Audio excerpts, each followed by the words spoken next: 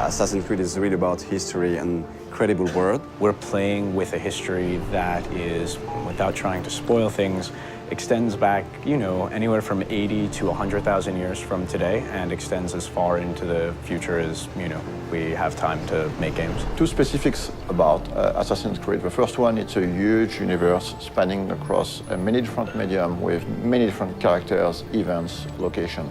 The second one is the community. The community on Assassin's Creed is extremely knowledgeable about this universe and also has very high expectation about what's coming next in terms of story. So putting all these things together, we realized it was time to fit everything into one reliable source of information. Actually, it really has been a back and forth process between the encyclopedia writers and the games writers to make sure that all the content of the book, of the encyclopedia, is really accurate. Well, we start by going through all the data, and then we would decide on what articles we wanted to do. And once we had that settled, we would write down a brief description of the article, send it out to the external writers, who would then return the full content to us. The best part about this project was adding new content.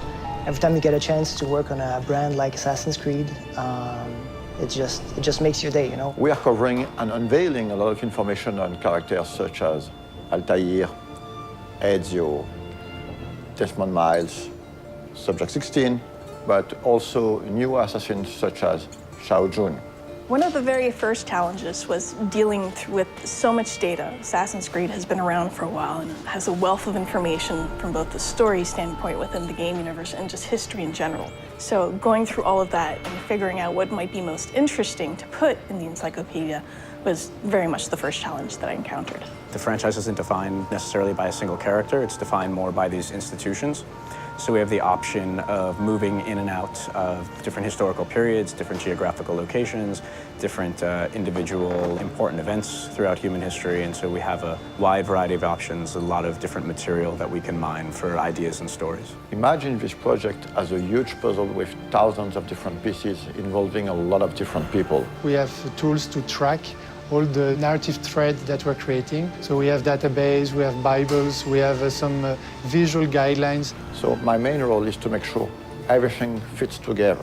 So what we did was we tried to match specific kinds of content to writers whom we knew or figured would be interested in writing that kind of stuff. Some of the biggest experts on Assassin's Creed are actually within the community. So when the time came to start writing the encyclopedia, we realized it would be very good to try to seek one writers coming from the community. So I heard about the job writing for the encyclopedia on the UB Workshop website, and I thought, well, it's about video games and it's about history, so it seemed perfect for me. We were really surprised by the reaction. We got hundreds of submissions, and some of them were very, very good. Well, most of the stuff I wrote was biographies, so of both the characters purely from the games and historical figures behind it. To make a long story short, instead of hiring one person, we finally hired 5 writers coming from the community. What I tried to do is dispatch the articles based on some of the test submissions they'd sent in, seeing what they liked to write best,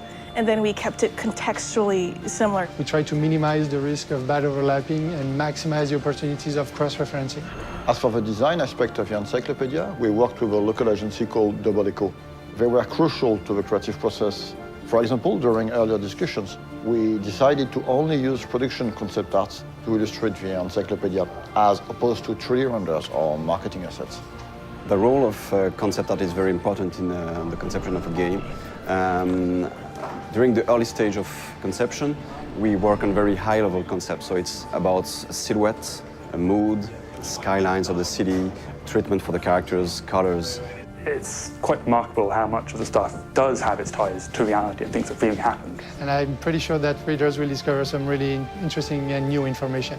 For example, in the encyclopedia, we're gonna reveal some information about the Templars, among other things, but actually the encyclopedia is gonna have some spoilers, so if you haven't played the game, just wait to read it. This encyclopedia is available in Europe in the Animus edition that you can find at retail. For more information, check on assassinscreed.com, and it is also available as a standalone worldwide on ubworkshop.com.